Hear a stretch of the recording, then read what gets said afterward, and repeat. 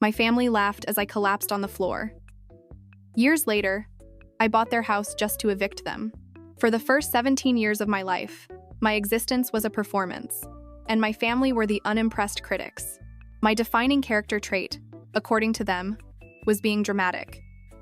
Every scraped knee was a bid for attention, every teenage heartache was a theatrical indulgence, and every opinion was an unnecessary scene. I learned to swallow my pain and live quietly in the margins of my own family. The day it all shattered was the Sunday after my 17th birthday. The extended family was over, and the house was filled with the loud, easy laughter of people who belonged. As always, I was on dish duty. My cousin Chloe, the family's golden girl, sat at the table, scrolling through her phone while I scraped plates. Suddenly, a strange pressure bloomed in my chest, a terrifying tightness like an iron band being cranked. My breath hitched. The edges of my vision started to sparkle and fade. I dropped a plate, and it smashed on the tile floor. I clutched my chest, stumbling against the counter. "Mom?" I gasped, the word barely coming out. "Something's wrong."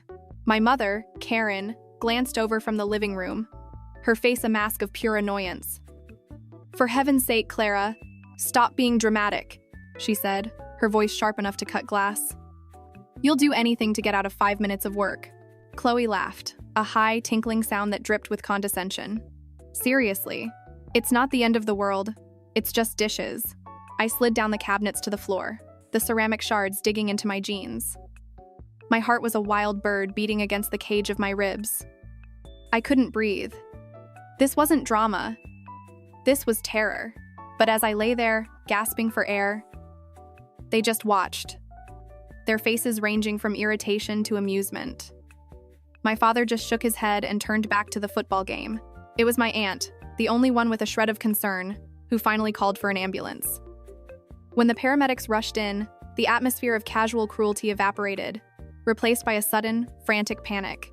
One of them took my pulse, his eyes widening. "Her heart rate is over 220, he yelled to his partner. "She's in SVT. We need a stretcher now." His face was white. He looked at my mother, his expression grim. "How long has she been like this?" Suddenly, everyone was screaming. My mother was shouting my name. My father was yelling about a hospital. Chloe was crying. The last thing I saw before they wheeled me out was the look of pure, horrified shock on their faces, the first time they had ever truly seen me at all. You would think a near-fatal cardiac event would change things. It did not. For a week, they were models of concern. Then, the novelty wore off, and my medical condition became just another punchline. "Don't tell Clara any exciting news. We don't want another episode." "Careful, Clara. Don't strain yourself lifting that milk jug." I was still the family drama queen. I just had a more interesting script. My only sanctuary was the old, upright piano in the living room. It had been my grandmother's, the only person who had ever made me feel seen. She left it to me in her will. When the world was too loud and too cruel, I would lose myself for hours in the music, the keys a reliable comfort under my fingers. The final betrayal came the year I turned 20. I came home from my part-time job at the library to an empty space against the wall. The piano was gone. A deep, cold dread filled me. I found my mother in the kitchen. "Where is it?" I asked, my voice trembling. "Where's my piano?" She didn't even have the decency to look guilty. She waved a dismissive hand. "Oh, we sold it." The money was perfect for Chloe's security deposit on her new apartment. "You hardly ever play that old thing anymore. Anyway, stop being so sentimental." I stared at her. She had sold my inheritance. She had sold my only source of peace to fund the life of the cousin who had laughed at me while my heart threatened to explode. In that moment, I heard no screaming, no shouting. I just heard the quiet, final snap of the last thread that had ever bound me to these people. I hit rock bottom. I moved out with 2 suitcases and a few $100s to my name. The first few years were a desperate struggle for survival. I worked 2 jobs, lived in a tiny, rundown apartment, and put myself through night school for accounting. I was fueled by nothing but coffee and a cold, burning resolve. I never spoke to my family. They never called. I rebuilt myself quietly, piece by piece, in the silence they had granted me. I got my degree. I got a good job at a small firm. I was smart with my money, a skill born from years of having none. I bought a small condo. I was stable. I was alone. And for the first time in my life, I was at peace.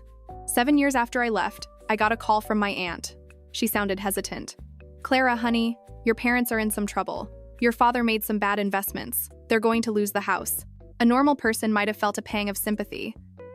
I felt a slow, cold wave of opportunity. I thanked her for letting me know and hung up. Then I made a call to a lawyer. Through a shell corporation, I anonymously bought their mortgage from the bank that was about to foreclose. I became the invisible entity to which they owed everything.